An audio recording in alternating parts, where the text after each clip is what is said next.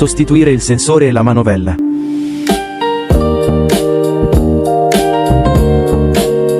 Utilizzare l'attrezzo speciale per la rimozione della pedivella, per rimuovere la pedivella sinistra.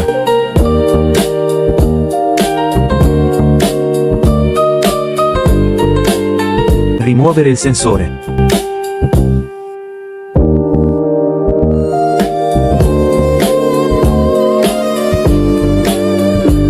Estrarre il controller.